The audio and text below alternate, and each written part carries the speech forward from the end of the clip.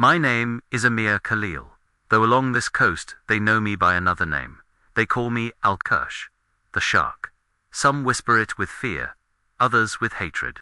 A few with the kind of respect reserved for men who have no limits, no conscience, no God, except the one they can fold into their wallets.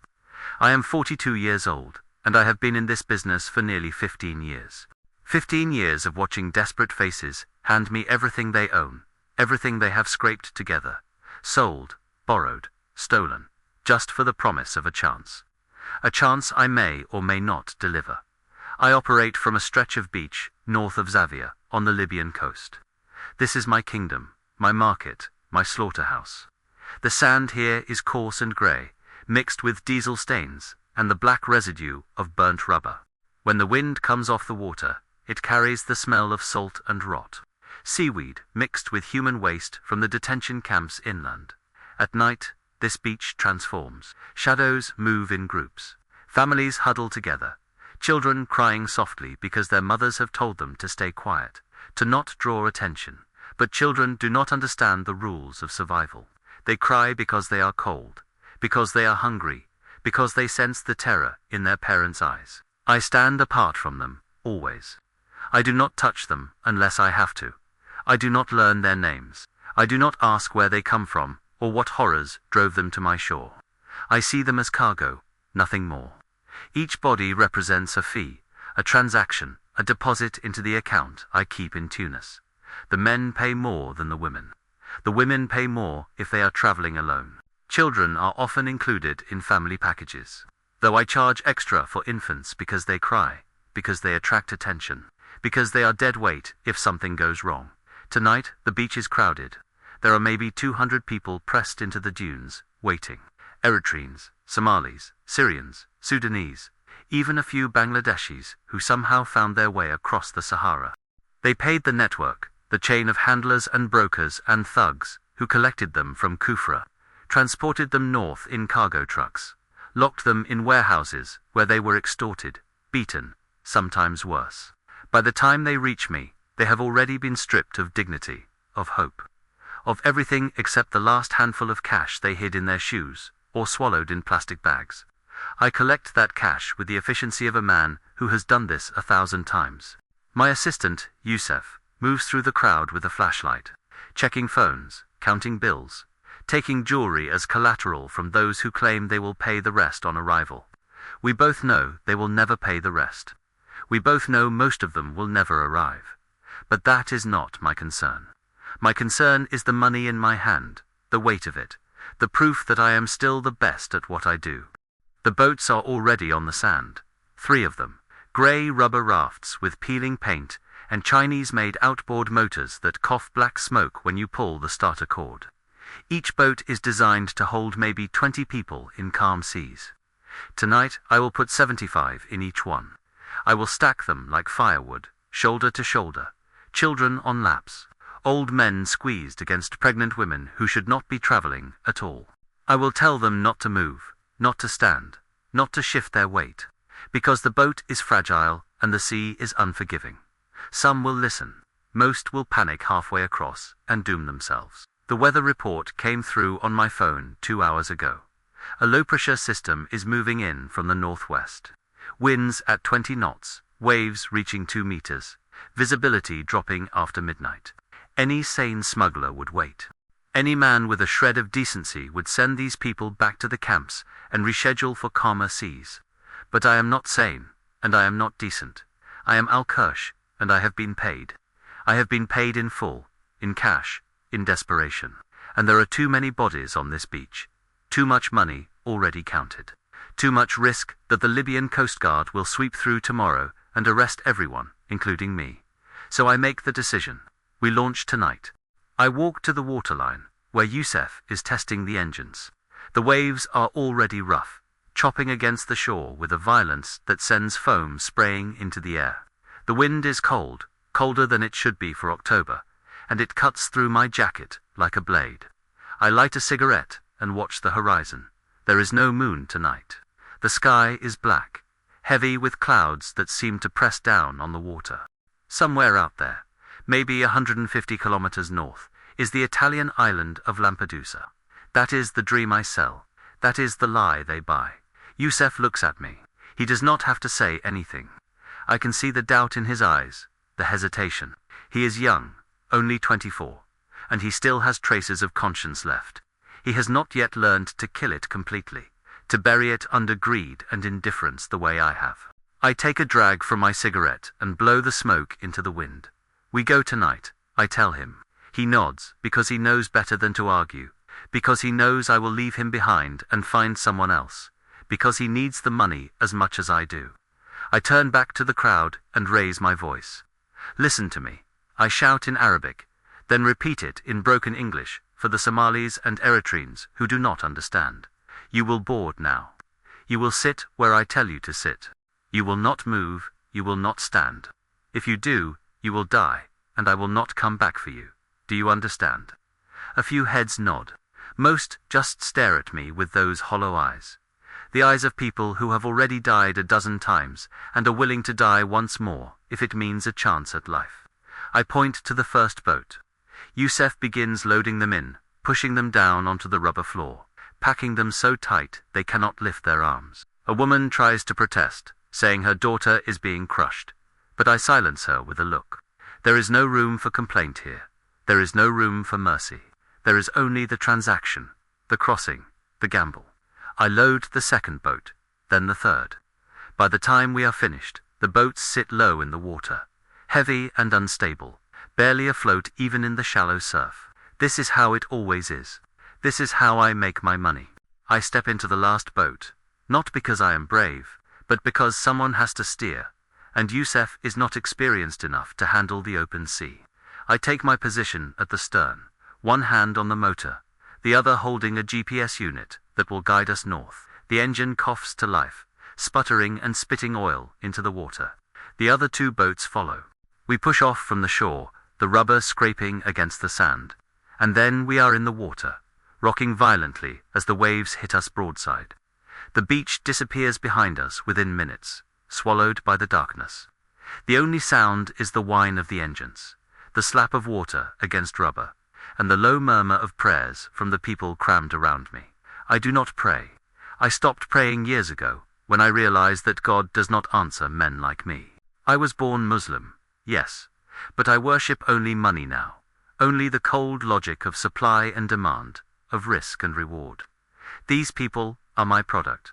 The sea is my market, and tonight I will deliver, or I will not, and either way I have already been paid.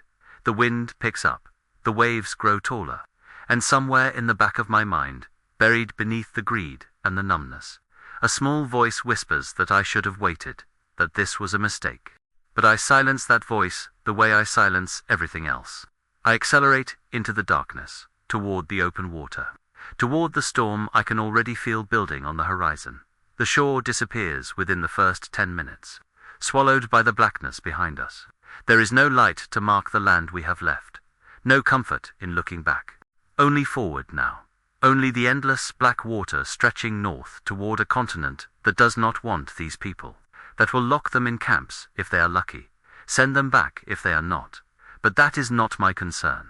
My concern is keeping this overloaded piece of garbage afloat long enough to reach the rescue zone. That magic stretch of water where European ships prowl looking for migrants to save. If we can make it there, these people become someone else's problem. If we cannot, they die. And I collect no blame because I was never here. I do not exist. I am a ghost. The boat rides low in the water, so low that the waves lap over the rubber tubing with every swell. I can feel the weight of the bodies pressing down. 75 people crammed into a space meant for 20, maybe 25 in calm conditions. These are not calm conditions. The swells are already a meter high, rolling beneath us like the breathing of some massive creature, lifting us up and then dropping us into the troughs with a sickening lurch that makes the women scream and the children wail. I shout at them to shut up, to stay still, to stop shifting their weight, or they will flip us. Some listen. Most are too terrified to listen. They clutch each other, clutch the ropes strung along the inside of the boat, clutch anything that might keep them from being thrown into the sea. I am at the stern, one hand on the outboard motor, the other gripping the tiller. The engine is a Chinese piece of trash, 15 horsepower, sputtering and smoking even in the best of times. Tonight it sounds like it is dying, coughing up black exhaust that mixes with the salt spray and makes everyone cough. I do not care. As long as it runs, as long as it pushes us forward, I do not care if it chokes every person on this boat. My eyes are on the GPS unit zip-tied to the fuel tank, the little blue arrow showing our position. Our heading, north-northwest, 148 kilometers, to Lampedusa. 6 hours, if the weather holds, 8 if it does not, 12 if we are unlucky. I look at the cargo. That is what they are to me, cargo. I see a woman near the bow, maybe 30 years old, clutching an infant wrapped in a filthy blanket. The baby is silent, which means it is either asleep or dead. I do not care, which beside her is an old man with a grey beard, his lips moving in prayer, his hands folded over a small Quran pressed to his chest. He is praying to Allah, begging for protection, for mercy, for salvation. I want to laugh. Allah does not come to this sea. Allah abandoned this place long ago, if he was ever here at all. The only gods here are money and luck. And luck is not on our side tonight. Behind the old man is a cluster of young men. Somalis by the look of them, their faces gaunt and scarred, their eyes hollow. They are not praying. They are watching me, and I can see the calculation in their eyes. The awareness that I am the only thing standing between them and the open water. If I fall, if I am thrown overboard, they have no one to steer. No one who knows how to read the GPS or restart the engine if it dies. They need me, and they know it.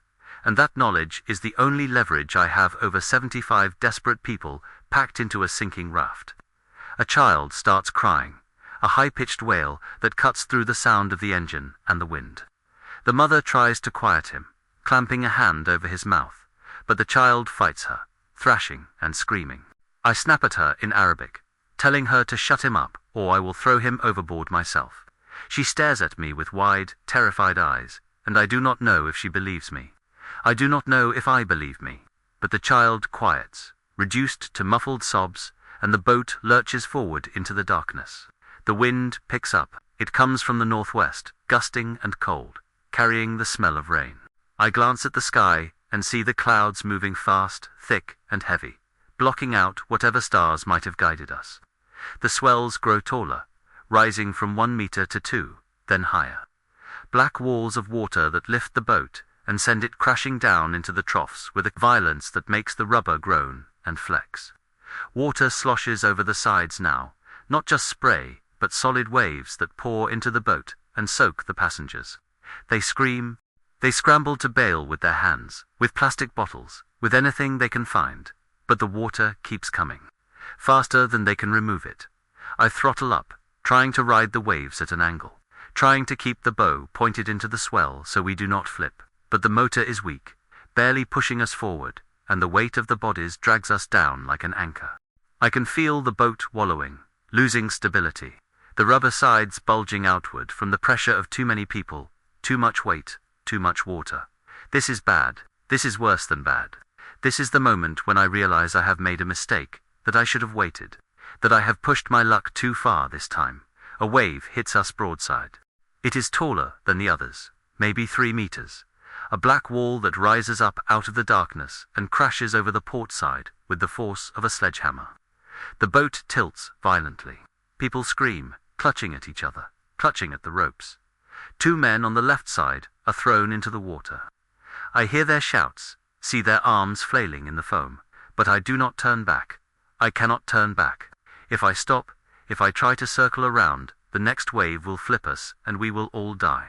So I keep going, keep the throttle open, and the 2 men disappear behind us, swallowed by the sea. The passengers realize what has happened. They realize I am not stopping, that I am leaving those men to drown, and the panic spreads like wildfire. They start shouting at me, cursing me in languages I do not understand, reaching toward me as if they can grab the motor, grab the GPS, grab control of this nightmare. I scream back at them, shouting that if they do not sit down, if they do not stay still, we will all die. I swing the tiller hard, nearly hitting a man who has lunged toward me, and he falls back into the crowd, trampling over others. The old man with the Quran is still praying, his voice a low murmur beneath the chaos. I want to tell him to shut up, to save his breath, but I do not. Let him pray. Let him waste his last words on a God who is not listening. I focus on the GPS, on the tiny blue arrow that shows we are still moving north, still inching toward the rescue zone. 40 kilometers covered, 108 to go. The math is simple. At this speed, in these conditions, we will not make it. The boat is taking on too much water. The engine is overheating. The passengers are on the edge of mutiny. We are going to die out here. And then, as if the sea has decided to confirm my fear, the engine stutters. It coughs once, twice, and then the sound changes, the steady whine dropping to a sputtering choke. I pump the throttle, trying to force fuel into the carburetor, but it does not respond. The engine coughs again, belches black smoke, and then goes silent. The silence is worse than the screaming. It is the silence of a death sentence. The silence of 75 people realizing that the only thing keeping them alive has just stopped working. The boat immediately loses momentum, wallowing in the troughs, spinning sideways as the waves hit us from all directions. I yank the starter cord. Nothing. I yank it again, harder, putting all my weight into it. The engine sputters, but does not catch. I pull a third time, a fourth, my hands burning from the friction of the cord. And finally the engine coughs to life for a single second before dying again. The passengers are screaming now, a cacophony of terror in a dozen languages. Some are trying to bail water. Others are praying. A few are grabbing at me, shouting that I need to fix it, that I need to save them, that they paid me and I promised them safety. I shove them back, cursing, pulling the starter cord over and over. But the engine is flooded, or the fuel line is clogged, or the spark plug is fouled, and it will not start. We are drifting now, spinning in the current, and the waves are growing taller. 4 meters, maybe 5, black mountains of water that rise up and crash over us with a force that threatens to tear the boat apart. I stop pulling the cord. My hands are shaking, not from cold, but from something else. Something I have not felt in years. Fear, real fear. The kind that starts in your gut and spreads through your chest and makes your heart pound so hard you think it might explode. I look at the GPS. The battery is dying. The screen flickers, showing our position, then going dark, then flickering back to life. We are 42 kilometers from the Libyan coast, 106 from Lampedusa. We are in the middle of nowhere, in the middle of a storm, with no engine, no radio, no hope. The boat tilts again, hit by another wave, and this time, it does not right itself. It stays tilted, the water pouring in faster now, and I realize we are sinking. The rubber is punctured, or the seams are splitting, or the weight is simply too much. But we are going down. I can see it in the faces of the passengers, the realization dawning. The last shred of hope extinguished. The old man drops his Quran into the water. The mother holds her baby tighter. The young Somalis start tearing off their clothes, preparing to swim, though there is nowhere to swim to. Nothing but black water in every direction. And then the boat flips. One moment we are upright, the next we are in the water, thrown into the freezing Black Sea with no warning, no time to prepare. I go under, the cold hitting me like a hammer, driving the air from my lungs. I kick toward the surface, break through, gasp for air, and see chaos, bodies everywhere. People thrashing, screaming, clinging to pieces of the overturned boat. The other 2 rafts are gone, disappeared into the storm. We are alone. We are dying. And for the first time in 15 years, I realize I am going to die too. It comes from the northwest, a monster born of wind and darkness, and the rage of a sea that has swallowed 10,000 lives without mercy. I see it rising before I fully understand what I am seeing. A wall of black water that climbs higher than anything I have witnessed in 15 years on these routes. It is not a wave. It is a moving mountain, a vertical cliff of water that blots out the sky and bears down on us with the inevitability of death itself. The passengers see it too. Their screaming stops. There is a moment of perfect silence. The silence of prey animals who have spotted the predator and know there is no escape. No point in running, no hope at all. The wave hits us like the fist of God. The The bow lifts first, rising almost vertical as the wall of water passes beneath us, and for a single frozen second we are climbing. The boat nearly standing on its stern, the passengers sliding backward in a tangle of limbs and screams. I grip the motor housing, my knuckles white, my feet scrambling for purchase on the slick rubber, and then the world inverts. The wave crests over us, tons of black water crashing down on the overloaded raft, and we flip. The boat goes over backward, hurling all 75 of us into the freezing Mediterranean with the casual violence of a hand. Sweeping pieces off a chessboard, I hit the water head first. The cold is a shock so profound it does not register as temperature at first. It registers as pain, as a crushing force that drives the air from my lungs and locks my muscles in an instant spasm. I go under, tumbling in the churning blackness, disoriented, my lungs screaming for air I do not have. I do not know which way is up. I do not know if I am 5 meters under or 15. The water is black, utterly black, and the only sensation is the cold and the burning in my chest, and the terrible awareness that I am drowning. I kick, I thrash. My hands claw at the water, searching for the surface, and then my head breaks through and I gasp, sucking in air mixed with spray and foam. The world is chaos. The overturned boat is a dark shape rising and falling on the swells a few meters away, people clinging to it, their hands white on the rubber, their faces pale masks of terror. Others are scattered across the water, dozens of them, arms flailing, heads bobbing up and down as the waves lift them and drop them and lift them again. The sound is unbearable, screaming, choking, the gurgling cries of people taking water into their lungs. The mother with the baby is gone. The old man with the Koran is gone. They are all gone, or they will be soon, and I am going with them. A hand grabs my shoulder. I spin in the water and see a man, one of the young Somalis, his eyes wide with panic, his mouth open in a wordless scream. He is not trying to attack me. He is drowning, and in his terror he has grabbed on to the only thing he can find, which is me. His weight drags me down. I feel the water close over my head again, feel his fingers digging into my jacket, pulling me deeper, and I realize he is going to kill me, not out of malice, out of desperation. He is a drowning man, and drowning men will drag down anyone who comes near them. I punch him. I drive my fist into his face, once, twice, and his grip loosens. I kick away from him, breaking the surface again, and I do not look back. I do not look to see if he receptors. I do not care. I am fighting for my own life now, fighting against the sea and the cold and the terrible weight around my waist that is pulling me down like an anchor. The belt, the money belt. I wear it always when I make these crossings, a thick canvas belt with zippered pouches sewn into the lining.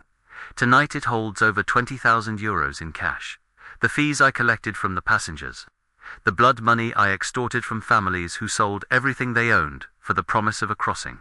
It is my God. It is the only thing I worship, and now it is killing me.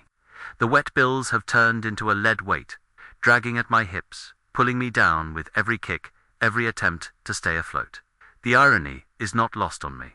The money I stole from them, the money I killed for, is dragging me to the same death I have condemned them to.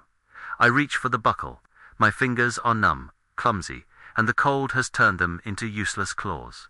I fumble with the clasp, my head dipping below the surface as the weight pulls me under. I break through again, gasping, and try again. The buckle will not release. It is jammed, or my fingers are too weak. Or God himself has decided this is fitting punishment for a man who has spent 15 years feeding human beings to the sea. I pull at it, yanking with both hands, but it holds, and the water closes over me again. This time, I do not break the surface. I kick, but the belt is too heavy, the cold too deep, the sea too strong. I am sinking. I can feel it, the slow descent into the black water, the pressure building in my ears, the burning in my lungs turning from pain to fire to something beyond fire, something that feels like my chest is being crushed in a vice. I open my eyes, but there is nothing to see, no light, no surface.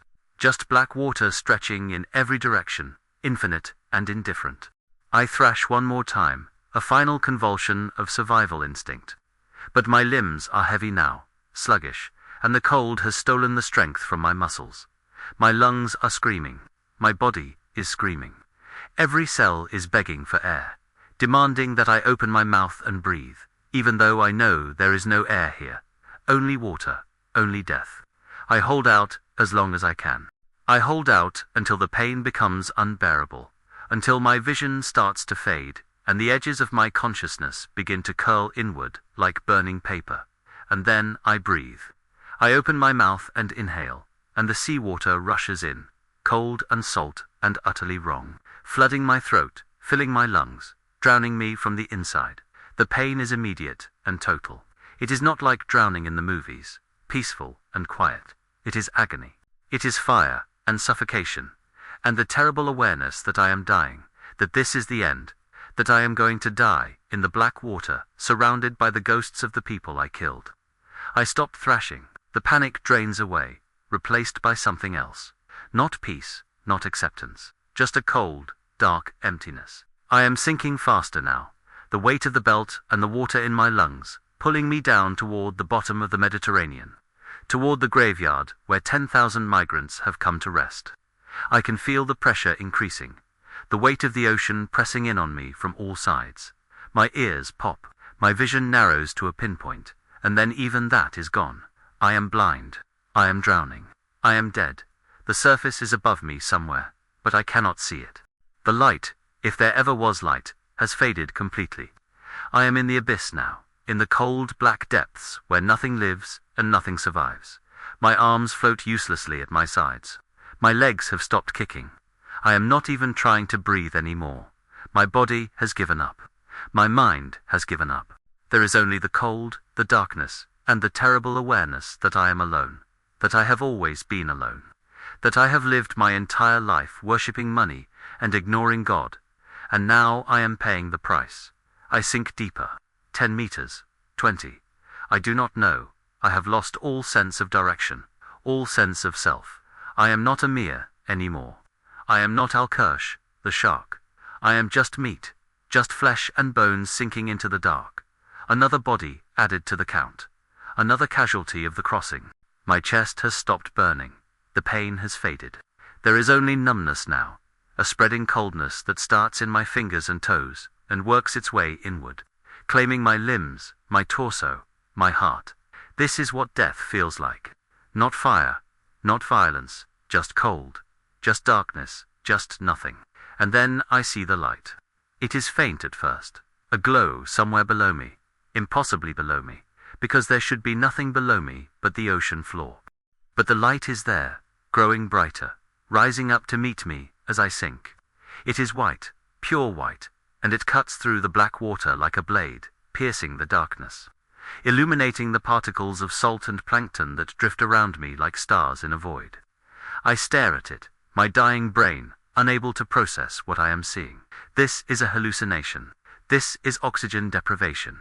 This is my synapses, firing randomly as my brain shuts down, conjuring images to comfort me as I die. But the light keeps growing. It keeps rising. And then I see him, a figure, a man, walking toward me through the water, as if the ocean is air, as if gravity and physics and the laws of nature do not apply to him. He is dressed in white, a robe that glows with its own light, and his face is calm, serene, filled with a compassion I do not deserve and have never earned. He reaches out his hand toward me, and I know, with a certainty that transcends logic or reason, that this is Jesus. This is the Christ. This is the God I rejected, the God I mocked, the God I replaced with money and greed, and the casual cruelty of a man who has spent 15 years drowning refugees in the Mediterranean. And he has come to save me in the cold black weight of the sea, with my lungs ruined and my chest crushed from the inside. Instinct does something my mind has not done in years. It reaches for God, not money, not luck, not the dead idols I built in my own image. In that drowning silence, with my body sinking and my thoughts unraveling, I try to pray. The words do not come easily. My tongue is thick with salt, my mind dimming. But somewhere beneath the layers of greed and cynicism, the old phrases still exist, buried like relics under the rubble of my life. I force them out in my head, because my mouth is full of water. There is no voice here, only thought, only a silent, frantic cry. Ashhadu an la ilaha illa Allah. I bear witness there is no God but Allah. The words feel strange, like putting on clothes from a childhood I burned long ago. I try to continue, to form the rest of the Shahada, to whisper Muhammad's name in the drowning dark, but there is no comfort, no warmth, no answer. Only the crushing cold of the Mediterranean pressing in on all sides. Only the sting in my lungs. Only the slow numbing of my fingers and toes. I tell myself Allah is there, that He must be there, that He has to be listening because no one else is. I list my sins in a flash of images. The mothers I cheated, the children I watched disappear into the foam, the old man with the Quran, whose last prayer I mocked in my heart. I want to say I am sorry. I want to say I repent. I want to promise that I will change. But the truth is that even now, even here, I am not sure I know how to regret. I feel fear, yes, terror, a desperate animal panic. But not remorse, not yet. I wait for something, a warmth, a whisper, a presence, anything. Nothing comes, there is only the dark, the cold, the relentless, suffocating silence. No rising comfort, no unseen arms, no answer to my last prayer. I realize, with a clarity sharper than any knife, that I am dying alone, alone with my money, alone with my sins, alone with the ghosts of the people I sold to this sea. The pressure builds in my skull. My heartbeat slows, each thud echoing through my chest like a hammer hitting wet cloth. My thoughts begin to drift, separating, thinning. The edges of my awareness fray. For the first time in my life, the God I chose, the God of euros and dollars and dirty deals, is nowhere to be found. Its weight is still on my hips, dragging me down, but it offers no salvation, only gravity, only death. Then, in that final narrowing of consciousness, something impossible happens. A light appears. At first, it is nothing more than a faint shimmer in the black, a pale suggestion of brightness, so far away, my dying brain decides, it is a trick, a hallucination. But it grows, it swells, it sharpens. It pierces the murky water like a spear of white fire, cutting through the darkness with a clarity no moon could ever produce. It does not come from below. It does not come from around me. It comes from above. From beyond the churning surface I can no longer see, forcing its way down through meters of storm-torn sea, as if the water itself has become transparent glass. The light is not blue, not green, not the filtered glow of the moon broken and scattered by waves. It is white, blindingly white, pure and electric and alive. It fills the water around me, turning the black abyss into a corridor of gleaming particles, every salt, grain, and bubble lit up like a constellation. The cold does not vanish, but it retreats, pushed back by a warmth that is not of this world. I do not understand. I am too far gone for understanding. All I know is that the darkness is no longer complete, that something has entered this grave to pull me out of it, or to judge me as I sink. My body continues to fall, but now I can see, dimly, the surface high above me. The light pours down from it, a vertical column cutting through the storm. And within that column, distorted by the water, I see shapes. At first they are nothing more than shifting shadows in the brilliance, silhouettes blurred by distance and refraction. Then one of them sharpens, hardens, becomes unmistakable. Feet, bare feet, standing where no feet should stand, on a plane that should not exist. The surface of the water. They are planted firmly on the storm itself, steady while the sea convulses.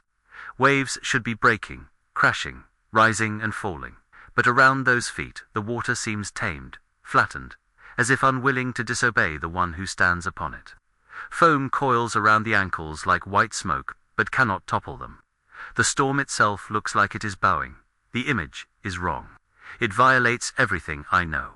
Men sink, men drown. Men do not stand on the surface of a raging sea. Yet the feet remain, solid and calm, as if walking on stone. My gaze drifts upward, fighting the weight, fighting the distance.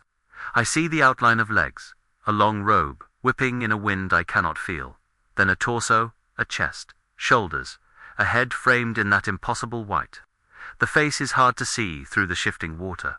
but the light seems to come from him, not just around him, as if he is less a man illuminated and more a lantern in the shape of a man.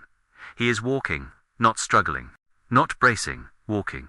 Each step presses lightly on the turbulent surface, and the waves under his feet go still for a heartbeat before exploding again behind him.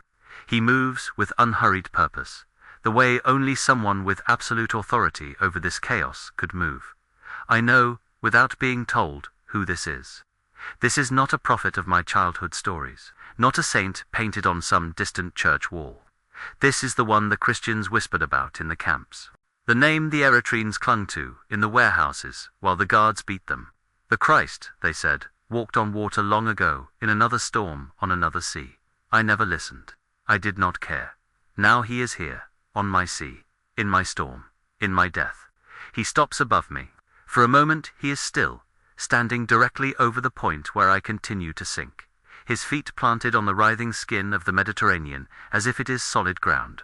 The light around him intensifies, burning white and gold, turning the water between us into liquid fire. I squint, or try to, though my eyes are barely functioning. Then he reaches down. The distance between us is not measured in centimeters or meters. It feels like years, decades, a lifetime. The water between us should make it impossible. No arm, no matter how strong, can reach through that much sea. No man can plunge his hand down through 6, 8, 10 meters of storm-tossed water to grasp a drowning body at the bottom of a wave.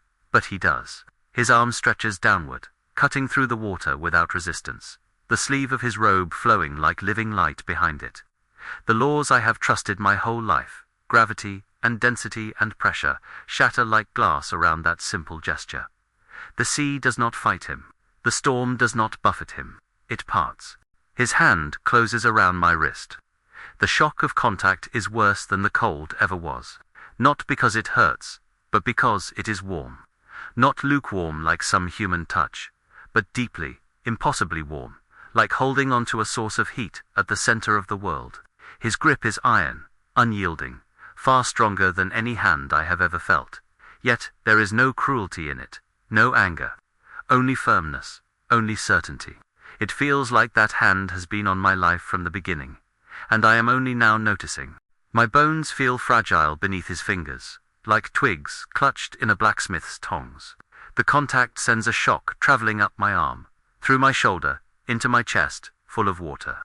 For a heartbeat, my mind screams that this is another hallucination, that I am already dead, and this is just the last firing of neurons.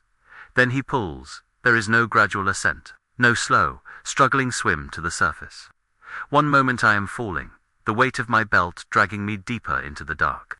The next, I am moving upward with such speed that the water tears at my clothes and streams past my face in a blur.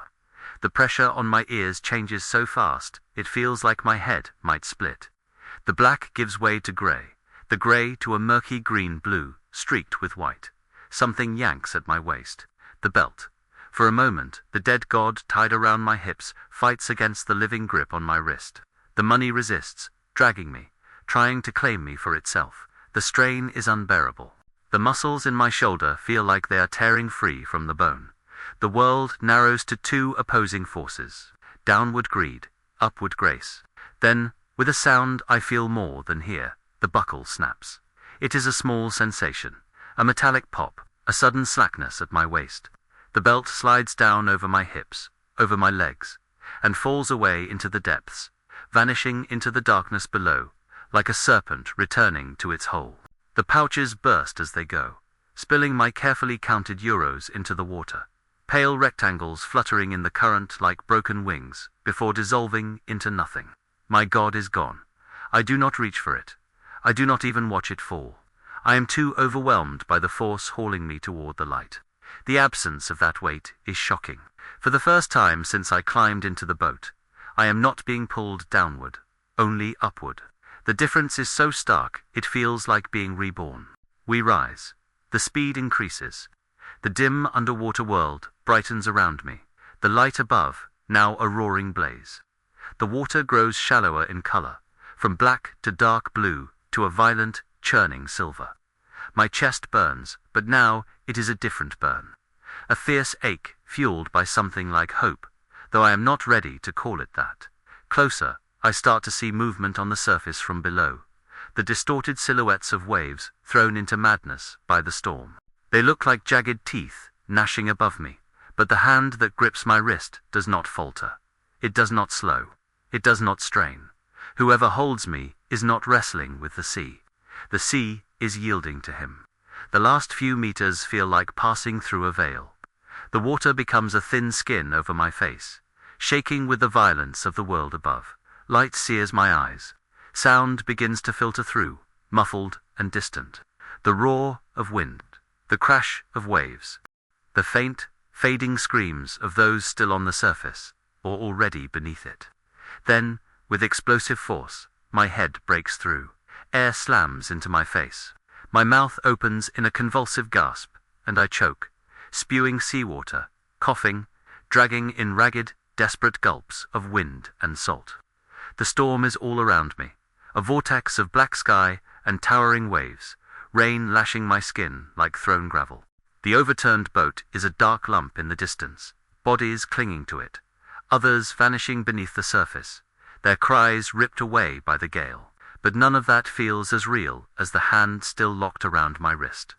I hang there in the water, half submerged, half lifted, suspended between drowning and salvation. Above me, silhouetted against the violent sky, he stands.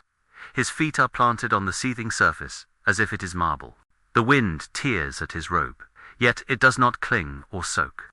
It moves like flame in a storm, wild yet untouched. His face is clearer now, framed by the swirling rain, and I see eyes that are not of this world, looking down at me with a mixture of authority and sorrow. I am a man who has mocked every faith, broken every oath, sold human beings to their deaths without a second thought. I am a merchant of misery, a shark in human skin. The sea has finally come to collect its price. Yet this man, this Jesus, has stepped into my storm, walked onto my grave, reached through yards of raging water, and taken my wrist in his hand, and he is pulling me out. Breaking the surface feels like being born into violence. I erupt from the water with a ragged scream that never fully leaves my throat, my chest convulsing as salt and foam blast out of my lungs in thick, burning coughs. The air is icy and sharp. Knifing down into the raw spaces the sea has scoured inside me. Every breath feels wrong. Every muscle shakes. My vision is a smear of rain and darkness and white fire from the lightning ripping across the sky. The storm is still a beast. Waves slam into each other like colliding mountains. The wind howls in every direction at once, tearing spray from the peaks of the swells and flinging it into my face. Thunder rattles the bones in my skull. The sea heaves and claws, hungry and furious that I slipped its teeth for even a moment. I spin in the water, disoriented, my senses overloaded by noise and motion and pain. And then I realize I am not treading water. I am hanging, half in and half out, held aloft by the grip on my wrist. My legs drift under me, the sea still trying to claim them, but my upper body is lifted, supported by a strength that does not strain, does not tremble. I follow the line of my arm up through the sheets of rain. He is there. The man in white stands not beside the boat, not on some hidden rock or wreckage, but on the water itself, on top of the moving skin of the storm. His bare feet press into the surface without breaking it, without sinking so much as a centimeter. The sea boils around his ankles, waves racing toward him, and then flattening, as if ashamed, as if ordered to bow. The robe he wears is a brilliant white that should be stained grey by the rain and salt. Yet it is untouched, glowing faintly from within, every fold alive with its own light. He does not brace himself against the wind. He does not flinch when a wave explodes against his shins. He stands as if on unmoving marble, perfectly balanced, perfectly calm, the anchor point in a world being ripped apart. He looks down at me. His eyes are unlike any I have ever seen, not because of their color, though they seem to hold all colors at once, but because of what is in them. Authority, yes, power that could unmake the storm with a thought, but also something else, something that burns worse than the salt in my lungs. A love so fierce, so unearned, that it feels like judgment all by itself. I expect him to shout, to roar commands over the thunder like some warlord ordering the elements. Instead, he simply speaks. Peace, be still. The words are not loud. They do not need to be, they cut through the screaming wind as cleanly as a blade through cloth. They travel in every direction at once, sinking into the waves, into the clouds, into the very air. I feel them hit my skin like a warm shock, feel them vibrate in the bones of my forearm, where his hand wraps around my wrist. The effect is instantaneous. There is no gradual quieting, no slow dying down of the gale. One heartbeat. The storm is at full fury, the wind howling, the rain lashing sideways, the waves towering above us like black cliffs. The next heartbeat, everything stops. The wind dies as if strangled. The air goes from a shrieking madness to absolute stillness, so fast that my ears ring. The rain ceases in mid-fall, the sheets of water breaking into scattered drops that patter once on the surface and are gone. The clouds above us, thick and boiling, a moment ago, pull back like a curtain, peeling away to reveal a sky so clear and deep it looks freshly created. The waves collapse, not over us, not in a final crushing blow, but down and outward, as if some invisible hand has pressed the entire sea flat. The mountainous swells sink into themselves, their peaks shaving off, their valleys filling.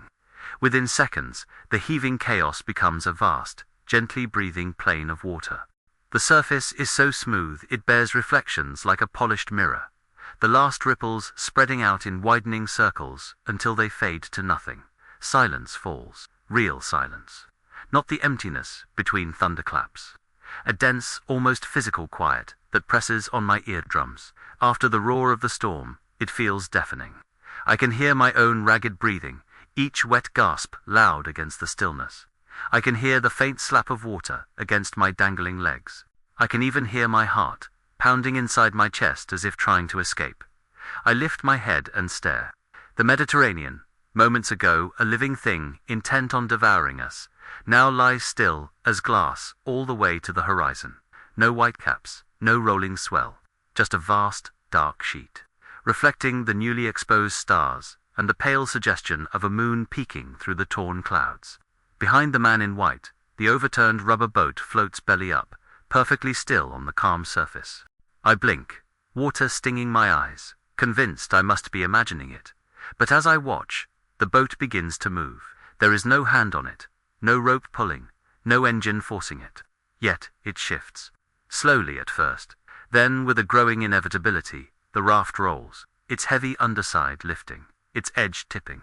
In one fluid, impossible motion, it flips back over, landing upright on the mirror-flat sea with barely a splash.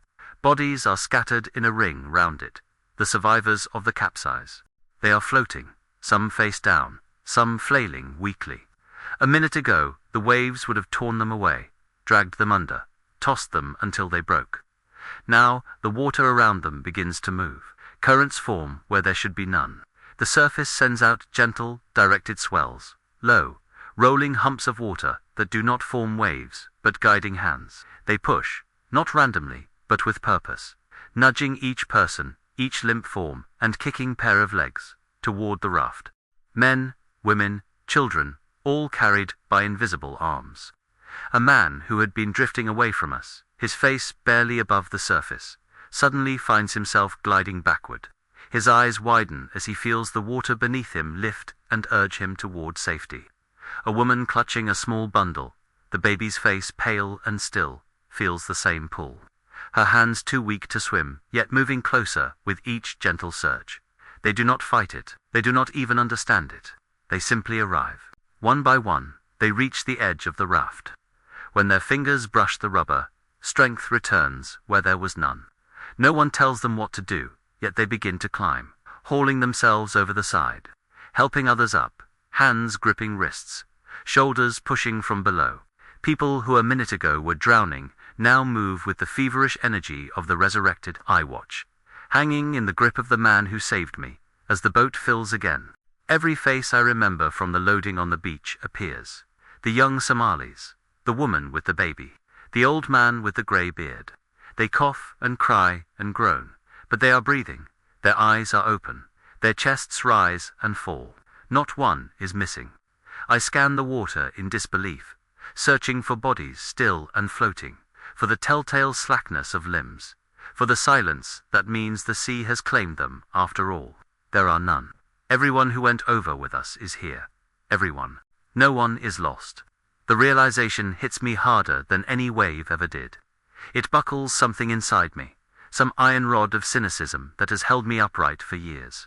I, who would have left them without a backward glance, would have written them off as sunk costs the moment they hit the water, am being forced to witness a miracle tailored precisely to undo me. The hand on my wrist lifts. In one effortless motion, the man in white raises me higher, drawing me up until my chest clears the surface. My other hand finds the edge of the raft. The rubber is slick with seawater, but my fingers cling to it as if welded. Numb, shaking, I hook an elbow over the side. Climb. The word is not barked. It is not an order shouted by some impatient captain. It is an invitation, firm but gentle, spoken directly where my soul hides. My muscles obey before my mind catches up. I kick, drag one leg up, then the other, and roll into the boat like a dead fish flung onto a table. I land on my back amid a pile of badis. They are coughing, sobbing, muttering prayers in Arabic, Tigrinya, Somali, languages I recognize, and others I do not. The woman with the baby is on her knees, rocking, pressing her ear to the tiny chest, then crying out with a broken joy when the child lets out a thin, angry wail. The old man lies on his side, his Quran soaked, its pages stuck together, but his fingers clutch it as if it were the only solid thing in the world. The rubber floor beneath me is slick and cold. Water sloshes around, but the boat is stable, unmoving on the flat sea. My body trembles uncontrollably, my teeth chattering, every muscle screaming with exhaustion and shock. I try to sit up and fail. My limbs feel like they belong to someone else. A shadow falls across me. He steps into the boat. No one helps him. No one offers a hand. He does not need one. He simply shifts his weight, and the surface of the water bears him as solidly as rock. Then, with a motion so light it barely ripples the calm sea, he places one foot on the edge of the raft and steps inside. The boat does not tilt. 75 souls and one more climb aboard, and the raft sits as steady as if anchored to bedrock. The water beneath us remains glassy smooth, unbothered by weight or movement. The laws that govern everything I have ever trusted are suspended around this one man, rewritten by his presence. He stands in the center of the raft. There is no spotlight, no halo, yet the faint glow that clung to him beneath the water continues here. It is softer in the open air, but still unmistakable. It emanates from him not as a blinding glare, but as a steady warmth that pushes back the chill night. The soaked, shivering people around him fall quiet, one by one, as if some invisible hand is gently closing their mouths. The silence returns, thicker now, laced with awe. I force myself onto my elbows. My joints ache, my head throbs, but I cannot look away. My eyes travel up from his feet, still wet but unsoiled, over the hem of his robe, up his chest, to his face. His eyes meet mine. I expect fire, condemnation, the raw, righteous rage of a judge who has caught the criminal red-handed. I expect to see the faces of the dead reflected there, the ones I sent into this sea on nights just like this one. Their eyes accusing, their hands pointing. What I find instead breaks me. His eyes are not angry, they see everything. That much is obvious, every lie told on that beach. Every coin taken without mercy. Every body loaded past the safety line. Every time I turned away from a drowning man. Every time I pretended not to hear the crying. All of it is there, reflected without distortion, without excuse. But behind that perfect knowledge, deeper than the truth that strips me bare, burns something else. Something I do not understand, because I have never given it, and rarely received it. Love, not soft, sentimental affection. Not the transactional warmth I have bargained for with money and favors. This is a love that is fierce and holy, a love that refuses to look away from my filth, yet refuses just as stubbornly to let me drown in it. It is a love that judges and forgives in the same gaze. It burns more than the cold ever did. Under that look, my excuses die. My bravado shrivels. The mask of the shark, Alkush, The ruthless coyote of the coast peels off like rotted skin. I feel exposed, flayed open, every hidden thought and secret motive laid bare. I want to turn away, but I cannot.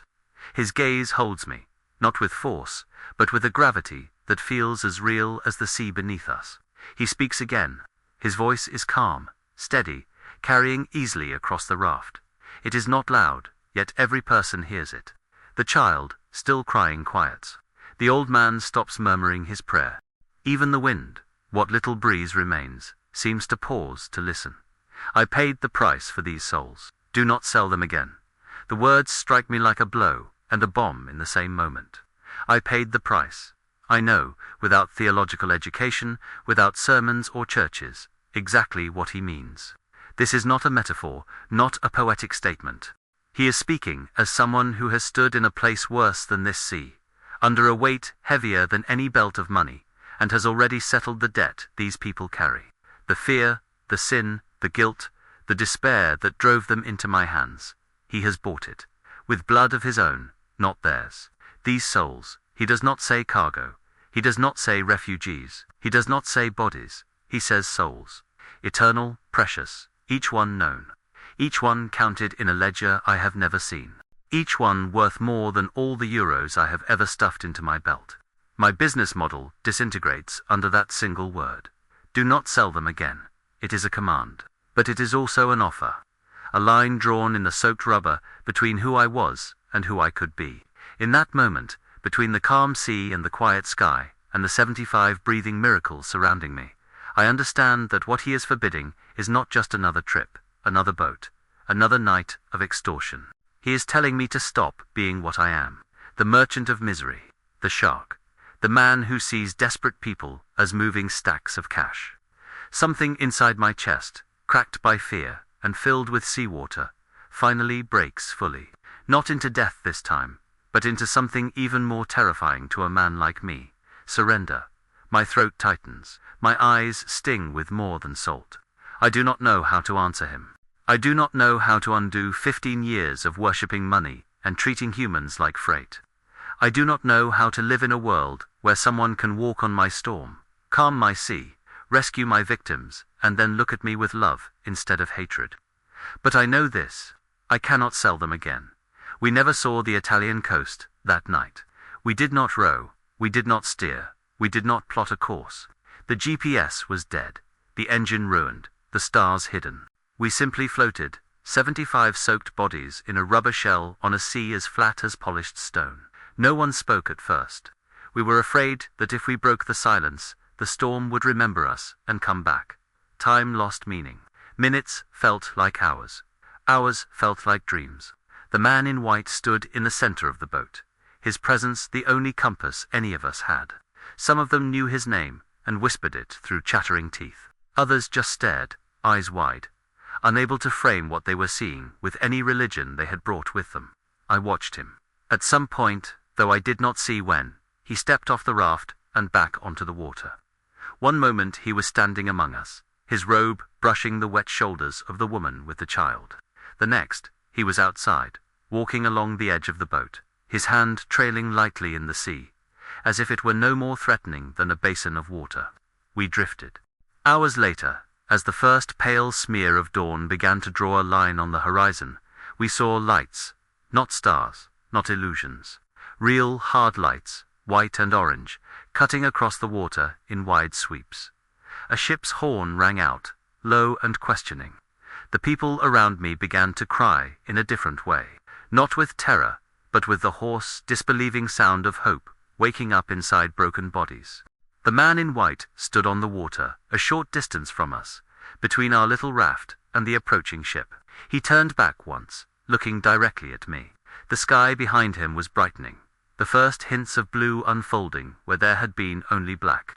For a second, his outline seemed sharper than the rest of the world, more real than the ship, more solid than the sea.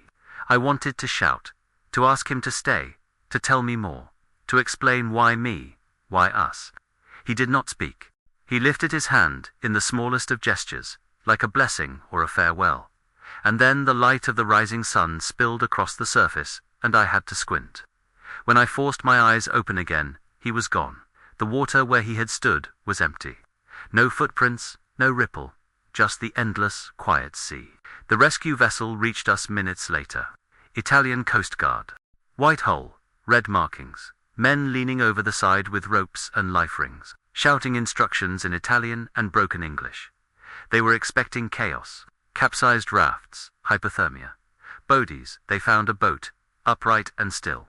75 people cold, but not dying, shaken, but not shattered in the way they had seen so many times before. I remember the confusion in their eyes. They wrapped us in silver thermal blankets, checked our pulses, pressed gloved hands to our foreheads. They kept repeating the same questions. How long had we been in the water? What happened to the engine? How did we stay afloat through a storm like the one that passed during the night? Why were our lips not blue? Why were we not half dead from cold? We gave them the story they were prepared to hear. Engine failure. Capsize, some clung to wreckage. Some managed to flip the boat back over. Somehow, no one died. They shook their heads, called it a miracle, a mystery, a statistical impossibility. They filed their reports, took our names, or the names we gave them, and brought us to shore. Italy, the first time my feet touched that soil, I should have been thinking of money, of contacts, of the network I had built over years, the handlers and drivers and document forgers who could vanish a man like me into Europe with a new passport and a fresh line of work. Another route, another coast, another sea, but the belt was gone. My God was at the bottom of the Mediterranean with the rest of the wreckage.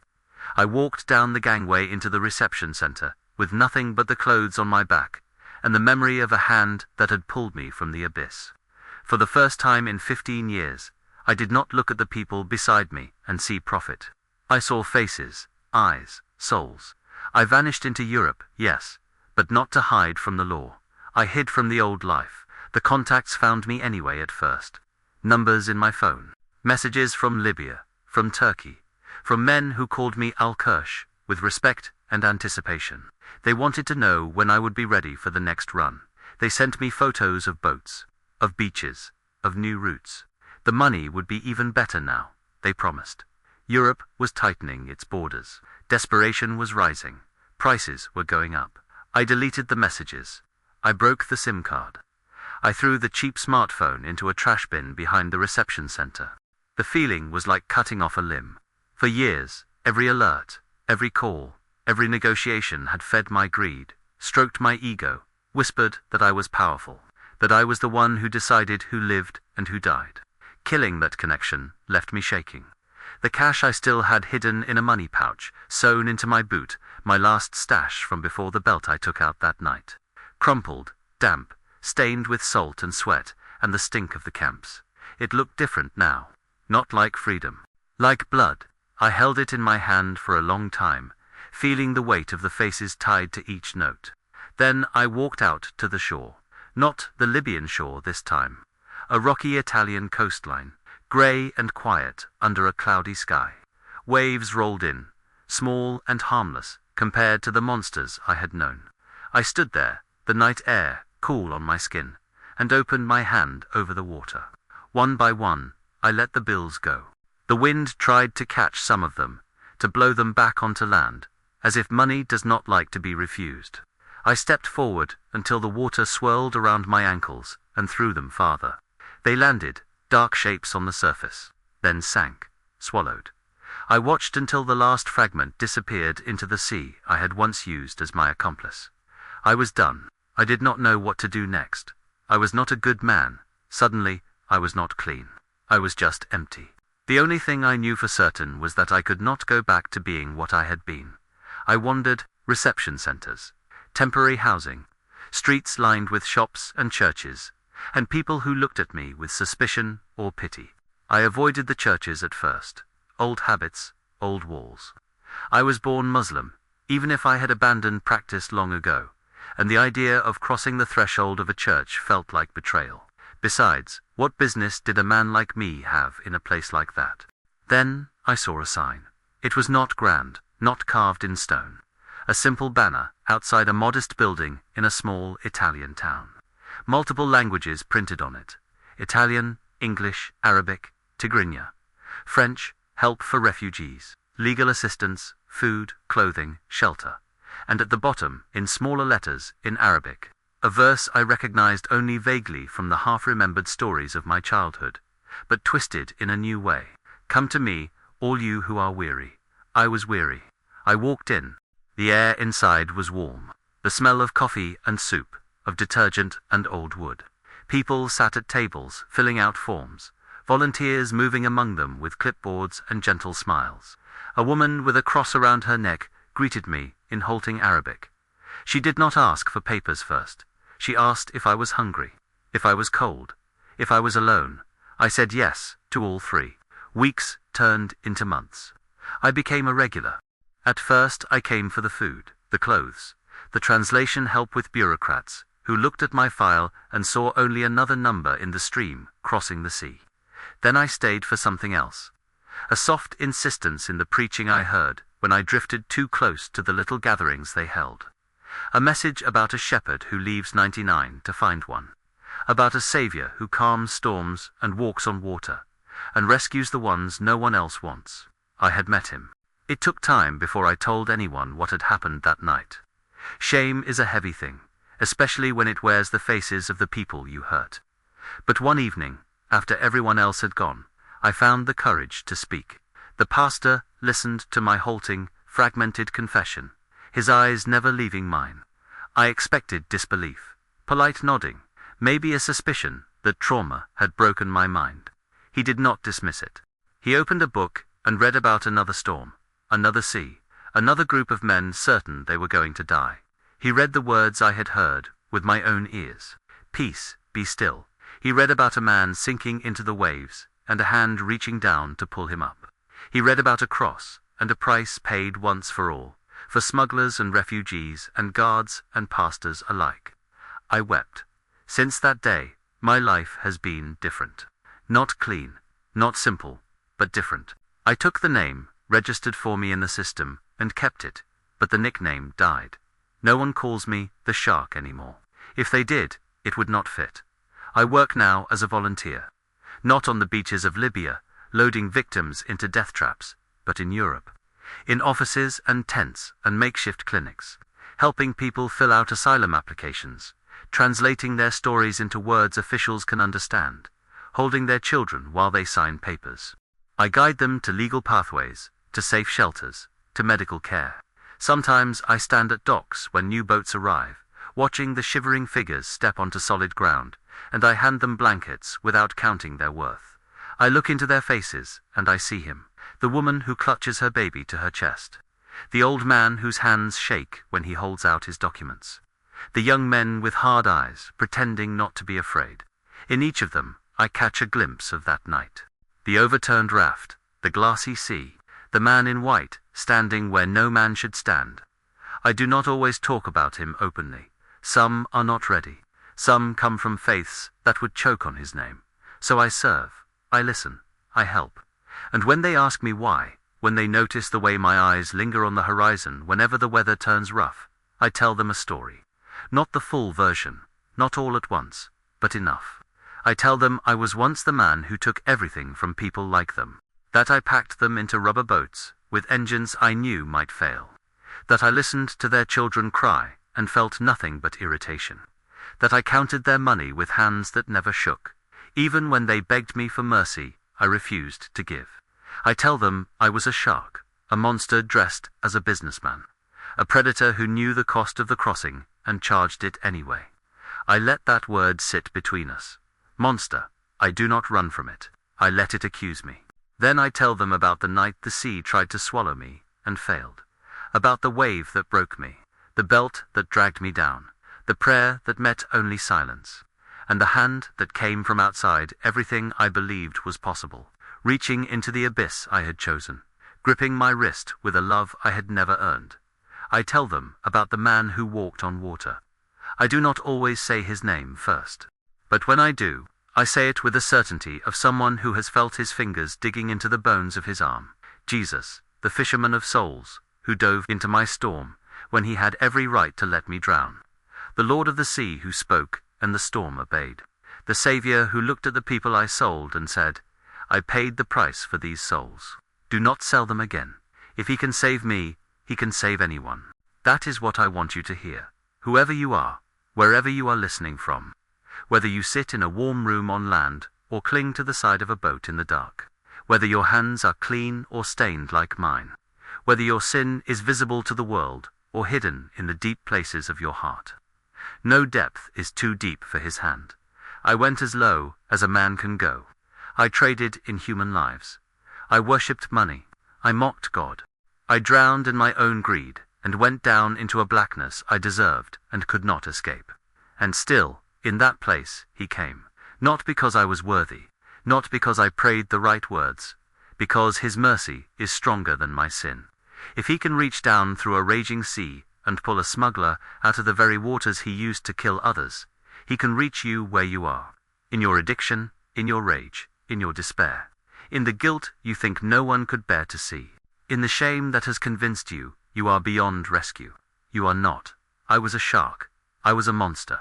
I was a merchant of misery. Now I am a man who was pulled from the abyss by a hand that will never let go. And I am telling you, with every ounce of breath I have left, call on him. The storm you are in is not stronger than the one he calmed over me. The darkness around you is not thicker than the water he lit up with his presence. The weight dragging you under is not heavier than the belt he snapped off my waist. His arm is longer than your fall. His grace is deeper than your sea. If he can save me, he can save you. That is the truth I stake my life on now, and I speak it with strong conviction.